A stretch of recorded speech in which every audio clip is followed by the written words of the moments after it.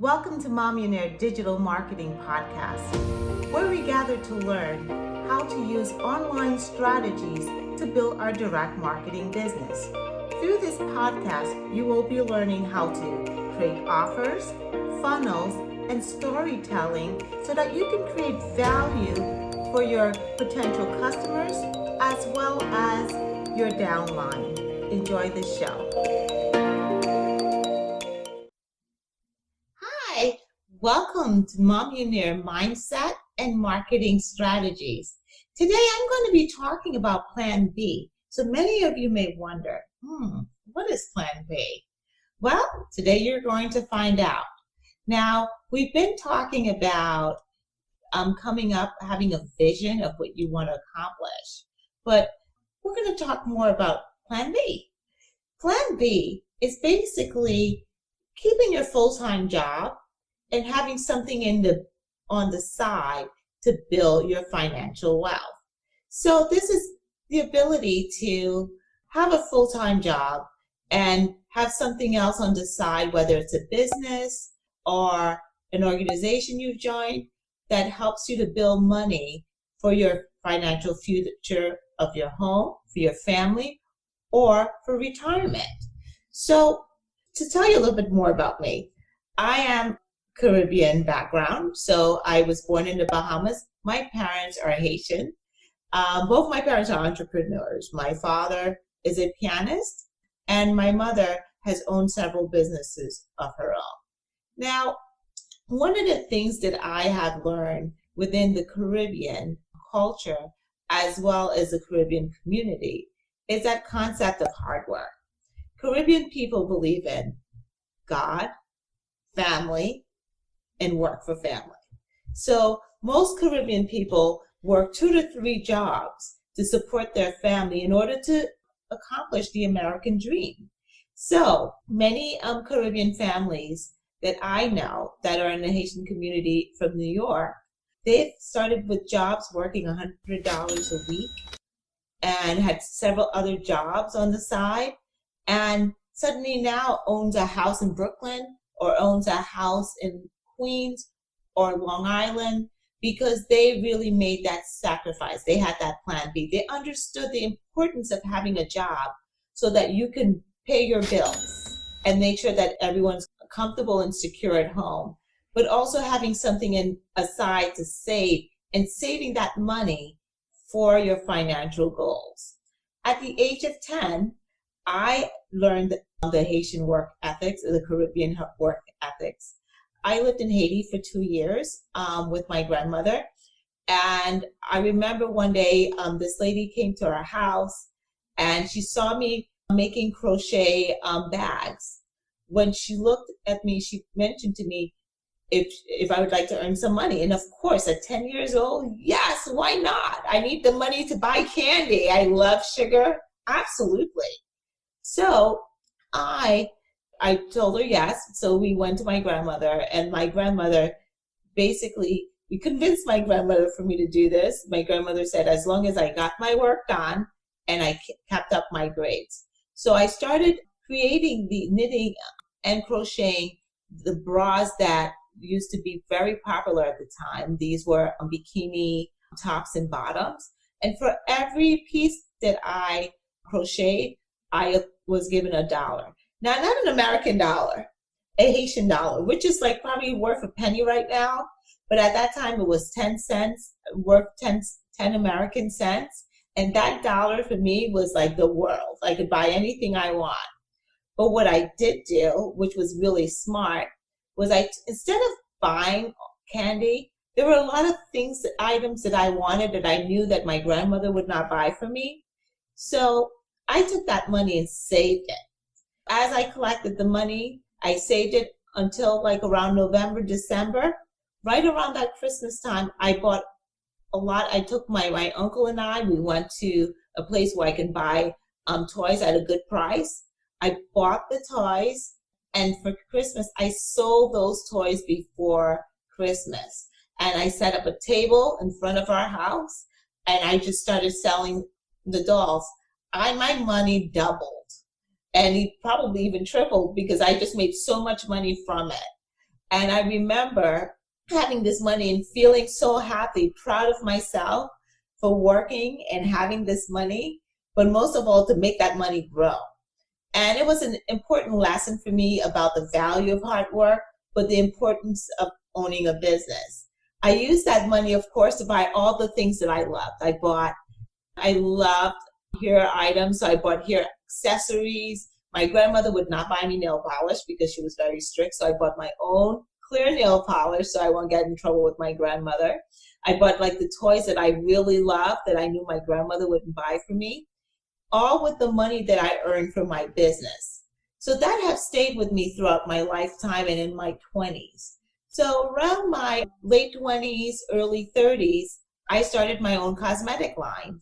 And at that time, there really weren't any cosmetic for women my complexion or any complexion. It was pretty much, if you were a certain complexion, this was the product, prescribed product, and that was it. So it was not like what we have today where there are several variation of foundation for women of different shades. So at that time, my uncle had taught me how to make skincare and cosmetic products. So I had made my own cosmetic products for my clients. I customized foundation for my clients. And I had a manufacturer that pretty much did everything, the bottling for me. And I was doing very well because I had a studio in Brooklyn, New York. I marketed my business online. I had a large following. So I was making money, and I continued making money in the business for 2-3 years as I was building. One thing that I loved about the business, it was that I felt that I had control of my life. It was my business. It was my own creation, my baby, and I could make it grow. But as the business started growing, I noticed I started to have a problem. I had a lot of demand, but I did not have enough money to pay the manufacturers to produce my products quickly enough so that I can meet the demand. And with that, I did try to get my products into QVC and try to promote it in different ways. But as a business owner, I also realized the amount of work it takes to own a business. Basically, to start my business, I had a business plan. I created a financial plan, a marketing plan. But apart from that, and I also worked with the SBA, the Small Business Administration. I had someone there who was a mentor who mentored me along the way. But with all of that, apart from having all the plans set aside and had the money, I invested $35,000 into my business to build this business. Apart from having everything I needed to build my business, now there were more things that were needed. I needed to promote my business. I needed to be at my studio, at my beauty studio, to make the faces. I needed to advertise my business online. I needed to keep up with the postings on my webpage. I needed to contact my customers. I also worked with a company that sells clothing, so I actually was selling my products to that company as well. So I need to keep the contact with that client. It was a lot of work. I mean, some days I would just sleep for 4 hours and that was it. I was wearing so many hats, and I understood the challenges of owning a business. Having a plan B doesn't have to be that challenging, of starting your own business from scratch. If you have great ideas and you know of something that you're passionate about and you want to do and you know it's going to benefit society, absolutely, this is a great country that we can create things and really build businesses from scratch. But if you do not have any knowledge about business, and there is a learning curve. Prior to starting my business, I worked in sales and marketing for major luxury hotels. I also went to college for 4 years, but within the 2 years of my college degree, I only focused on all the business courses. So this way, when I started my business, I knew exactly what I needed to do. So you may not have that learning curve. Then maybe the best possibility is to join a direct marketing business. Because with a direct marketing business, you have people guiding you along the way, helping you to grow as a person, as a business owner. They're supporting you, and you're not in business by yourself for yourself.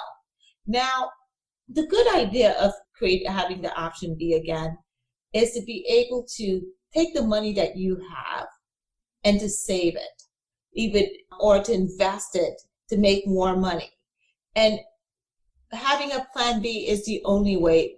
Continuing to work for the same, working for a full-time job only will not be able to guarantee you this option of building your business.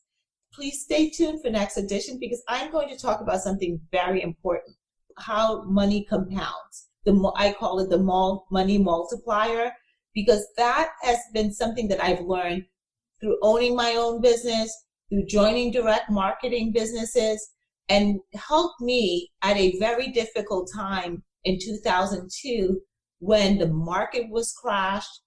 My ex-husband had lost his job. I had lost my job because of the economy, and I decided to go back to school and finish my degree and pursue a degree in education.